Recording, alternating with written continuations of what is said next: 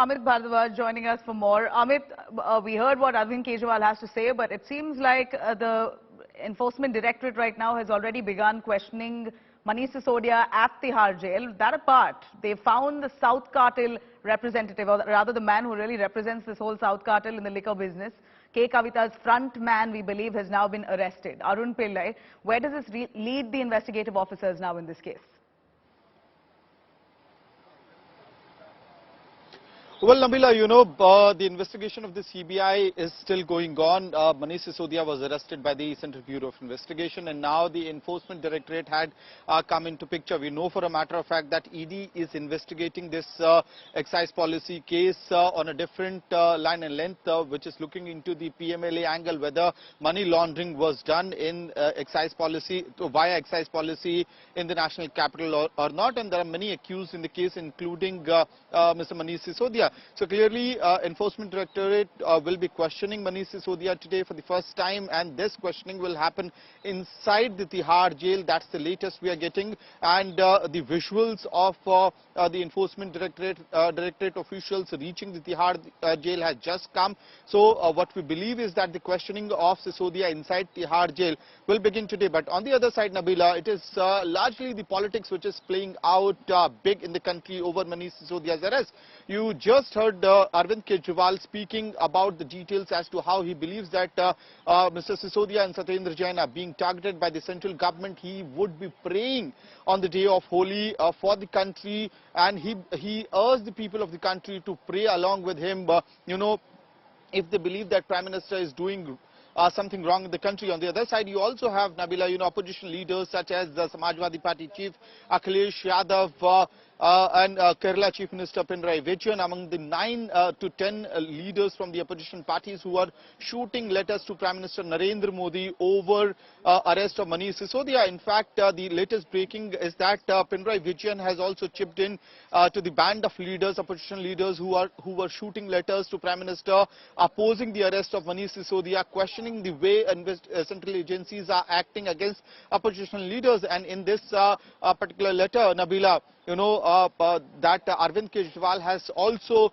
tweeted out what Mr. Vijayan is saying, that no cash seizure was done from Mr. Sisodia's house, and that arrest should have been avoided until unless it was imperative to arrest him in order to carry forward the investigation.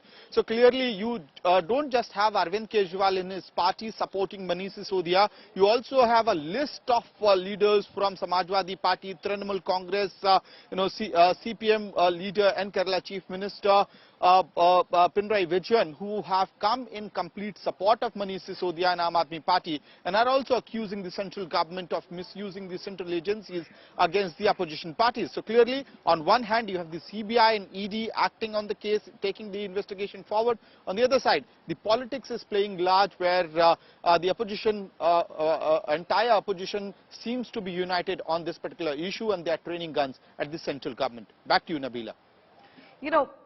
As much as K. Kavita, KCR's daughter, says that these are false allegations, etc., here it's quite evident that the investigative officers have found deep links to Delhi liquor licensees with that of the South group, this whole South cartel. Again, K. Kavita could be a person in the shadows, while she has people like Arun Pillai, we believe, allegedly, who's been acting as her front. And he was the one who, along with many of the Delhi officers, formulated this policy based on what a similar pattern or a policy that they had in the South. How far is that true, Amit? If you can tell us, we believe that the Delhi liquor policy was formulated based on what was already present in Telangana. Something along those lines. Well, Nabila, there are several allegations that Manish Sisodia and people who were part of planning, executing the liquor policy are facing right now. And as you mentioned, the CBI is continuously accusing and mentioning the fact that there was a South group of sorts, which included the business enterprises and businessmen who were involved in the liquor business in the southern parts of the country. They got together, they influenced the policy making, the excise policy making taking of Delhi. And in fact, there are several questions that are being asked by the Central Bureau of Investigation, and the allegations that are being leveled against Manish Sisodia and the people who are facing the charges in the Delhi excise policy case. And it includes to the extent that, how there was no justification given as to how the commission was increased from 2% to 12%. These are the questions and allegations that Mr. Sisodia is facing in this particular case. And yes, the investigative agencies, be it the Central Bureau of Investigation or the Enforcement Directorate, they are also pinning down or, zeroing down on the businessmen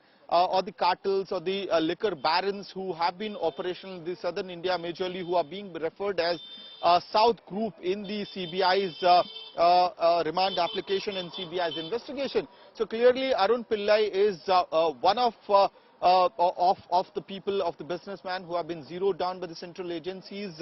We know for a matter of fact that similar allegations have been leveled against Abhishek Banapalli as well. So these allegations will continue to come forward as far as the CBI and ED's investigation is concerned. However, we'll also have to look into the fact that whether when the case, as and when the case reaches the trial phase, because you have two separate cases, one being led by the CBI, the other by the Enforcement Directorate. The question is whether when this particular case goes into the trial phase, whether the agencies are able to provide concrete evidences for the allegations that they are making, and whether this is a watertight case or not. That's the big question that remains unanswered right now. Obviously, both the investigative agencies, the CBI and ED, have enough time, and they have been investigating the entire case. The very fact that they have gone to the extent, the CBI has gone to the extent of arresting Delhi's Deputy Chief Minister would mean that there's something concrete that they might have,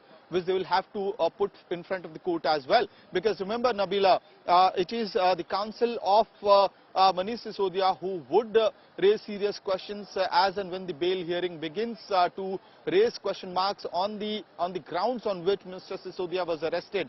And similar questions are being also asked by the counsel of different businessmen who have been already arrested in this particular case. We know that many of them had gotten recently bail from the Rouse Avenue Court as well. So there are many legal aspects to these allegations which have been put forward by the CBI and Enforcement Directorate as well. And the allegations which have been put forward so far will now have to be proved in the court of law as well, in order to, if at all any conviction happens in this case. But the conviction is a long journey. Right now, the trial phase would be very interesting as and when it begins. Back to you, Nabila. All right. I'm going to cut across to the kind of questioning that the Enforcement Directorate is likely to pose to Manish Sisodia. While Manish Sisodia right now is being grilled by the Enforcement Directorate, here's a quick look at what exactly or possibly could be the questions that the ED will pose. Manish Sisodia, of course, was the man who drafted, or rather approved, the excise policy that was rolled out in the state of Delhi. And at this point, ED is said to have asked him what was the necessity, if everything was fair and clean, to have quashed that policy entirely. Basically, why was that excise policy changed? There were a couple of drafts that were made. It was changed a few times, and what was the purpose of that policy to be changed? And then we understand that the ED is all set to ask why were recommendations given by certain senior level officers or those in authority here to formulate the liquor policy, their suggestions were ignored, and what was the reason for that kind of attitude, or not responding to the competent officers and their suggestions. Also being asked here by the Enforcement Directorate, what we believe is, why was the profit margin increased all the way from 5% to 12%? That was an arbitrary increase in profit margins. What was the reason to give that kind of benefit to these liquor licenses? Why was the draft shared with the South Group? Now, this is, of course, something that the CBI, the Enforcement Directorate, the IT are right now looking into. And what is this involvement of a South Group in Delhi, the national capital, all the way to the north, and their liquor policy? Now, why did many phones change? In fact, what we hear is there were the usage of so many phones. There's also allegations that Sisodia may have been behind destroying a bunch of iPhones, which may have key evidence on who is behind the liquor policy, what really was the intention, etc. So many change of phones is something that left the ED and the CBI, of course, confused. And that could be the line of questioning as per our sources.